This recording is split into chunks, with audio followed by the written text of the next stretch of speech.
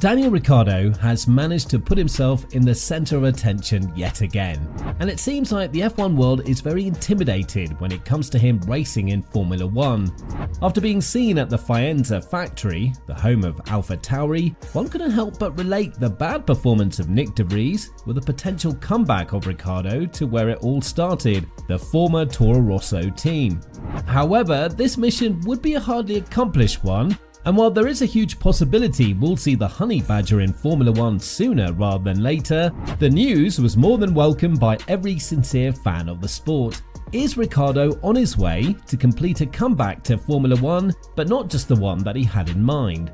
Now, everything started with Nyck De Vries performing the way he did in the first 5 races, being unqualified by Yuki Tsunoda 4-1 and outperforming in the race event 5-0. The highest finish of De Vries is P14 in Bahrain, but it's worth noting that he crashed twice, in Baku and Melbourne, with both of the crashes being labelled as silly ones. While they were definitely backed by Franz Tost, the team principal in departure, who said that De Vries needs to pass this process of rookie learning mistakes, Formula 1 is a fierce world in which if you don't perform, you're out. What doesn't go in De Vries' favour is the fact that Red Bull does not have patience for rookies, and that's been proven all over the years, especially from 2016 onwards. The only driver that managed to survive the harsh environment in Red Bull is the 2-time world champion Max Verstappen, who even forced Ricciardo out of the team, and some of their highest rated talents, like Pierre Gasly, managed to survive for only 12 races in the senior team. While De Vries was brought in by AlphaTauri initially, his solid performance last year in Monza was more than enough for Red Bull to consider him as a potential replacement for Sergio Perez. Now, to show that there is always only one number 1 driver in Red Bull, and his name is Max Verstappen, the Austrian squad signed Daniel Ricciardo as a reserve driver after last year's Brazil GP, which showed the dark side of being the number 2 drivers in Red Bull all over again. Ricciardo may have plans to return to a top performing team, but that's far from the reality we live in currently. 2 bad years in McLaren and a year off can definitely take their toll on you, and at the age of 33, there's only so much you can offer with just 8 Grand Prix wins behind your name. Look, I'm a huge fan of Ricciardo, don't get me wrong, but I don't see Red Bull jeopardizing their academy and all of the potential talent that is currently racing in Super Formula and Formula 2 to replace Perez with Ricciardo. This is where our video gets interesting. Will Ricciardo finally realize his real options and settle for a team that's far less superior than Red Bull? Something that wasn't on his mind a couple of months ago when he signed that reserve driver contract with the Austrian squad. Now, to achieve this scenario, Ricciardo would have to pray that the rumours are true, with Helmut Marko giving De Vries a 3-race ultimatum to perform. Otherwise, he's out the door. Yet again, why wouldn't we believe this? Red Bull isn't a team that invests a lot of trust in their rookies, especially if they don't perform well. And given the fact that Tsunoda has stepped up in his 3rd year as an AlphaTauri driver and hasn't finished below P11, it speaks volumes about how much you need to improve if you want to be considered as a potential driver for Red Bull.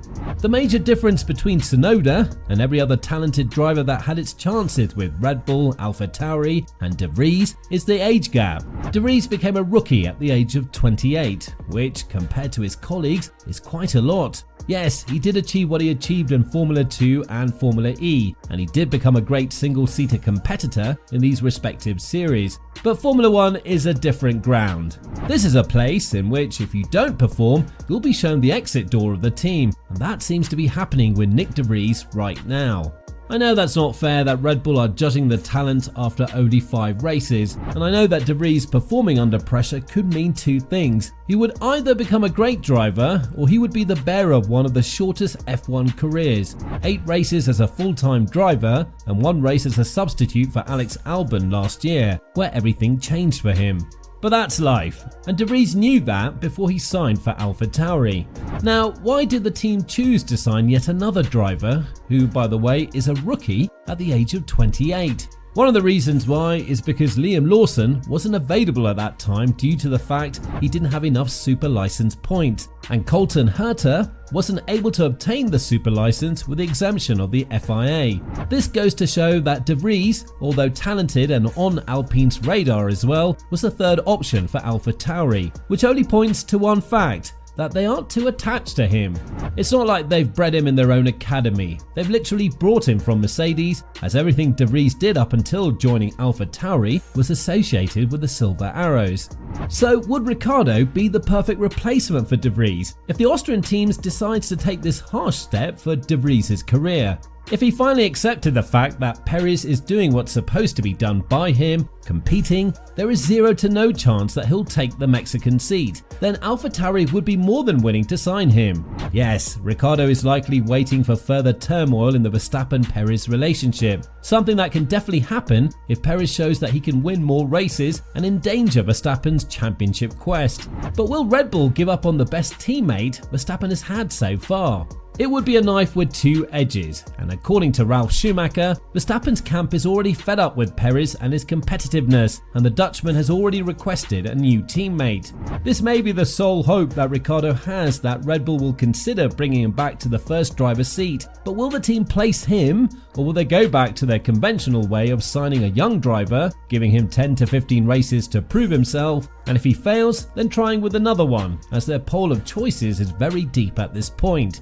That's a question that Ricciardo needs to answer himself before he does anything related to his Formula 1 future. But as things stand, it seems like he could accept an unconventional role in his career, bringing a team back to midfield. This has been offered to him by Haas, but he didn't even bother to pick up the phone, according to Steiner, and the situation is no different in AlphaTauri either. Quite the contrary, they are the 9th team now, slower than Haas, who are at the 7th seed and are in regular competition for scrap points. What is good news for De Vries is that AlphaTauri is bringing a lot of upgrades to the car in Imola, the race in which almost every team will bring upgrades, including Mercedes with a new side pod design.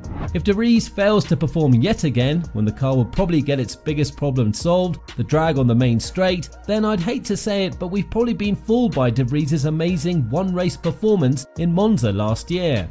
It's not like he doesn't have what it takes to be in Formula 1, but it's similar to comparing Leclerc's consistency in terms of being a championship contender or not. You can always bet he'll be up there in the points, but it's far from enough to challenge the enraged bull in Verstappen, who seems to be like a robot, race after race. To even think that De Vries was the one that was supposed to lead the team from 2023 onwards, and Tsunoda would have to fight for his seat, seems like a joke right now. And in the hostile world of Formula 1, replacements can come and go very quickly. Now it's up to Ricciardo to accept whether or not he wants to lead a team on their salvage path, where they would have to fight in the midfield after being next to last as of now. On top of that, it's not a guarantee that AlphaTauri would want to settle for Ricciardo, as they might want to try something new in Dennis Hauger, Ayumu Iwasa or Liam Lawson, with the latter being more and more related to a future F1 seat. It's going to be an interesting period ahead for Ricciardo, who may see one of his last chances to ever join an F1 team if he continues with his egoistic approach about driving for a top performing team when the reality is quite different in the everyday world, one that's not happening in his head.